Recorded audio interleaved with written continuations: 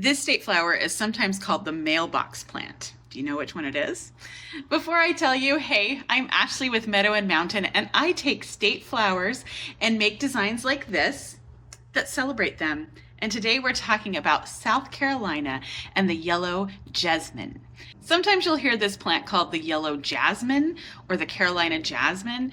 They call it that because it has a wonderful scent, but it's not related to the jasmine at all. And actually, jessamine is the correct way to say it and spell it. So that's what we'll go with today, the yellow jessamine or the Carolina jasmine. The yellow jessamine was adopted as the state flower of South Carolina in 1924, about the time a lot of other states were starting to adopt their flowers. But the General Assembly really didn't have another option. They thought this one has to be it. And so there wasn't even another flower put up to be the state flower. It was the first of all the symbols that represent South Carolina. And they have quite a few. Most states have some, they have quite a few. But this was the very first to represent the state. And why did the General Assembly feel like there was just not another option? Well, there's quite a few reasons. The yellow jessamine has this beautiful yellow color that they felt like represented the pureness of gold, both the metal and the pureness of it.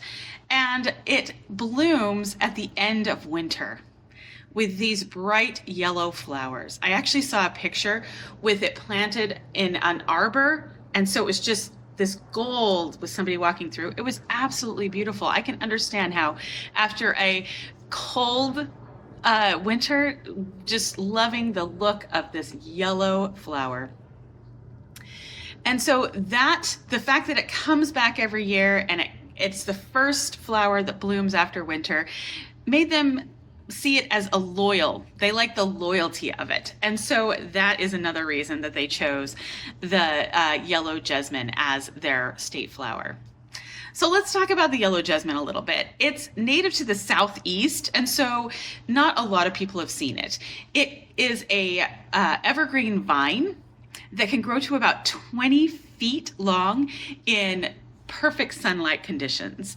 Now you can prune it to keep it smaller in your garden, and many people do. As I said at the beginning, they call it the mailbox plant because so many people plant it and it grows over their mailboxes and just looks absolutely amazing. But there's a big but when it comes to the yellow jessamine. It is toxic. It is actually quite poisonous. Bees that bring the nectar back to their hive have killed off the hive. Deer won't eat it. Nobody will eat it. Unfortunately, sometimes children will mistake it for honeysuckle, which you can actually pull off the flower of honeysuckle and suck the end, and it's very sweet. And sometimes children will do that and it actually makes them quite sick. In fact, some people, when they touch it, they have an allergic reaction.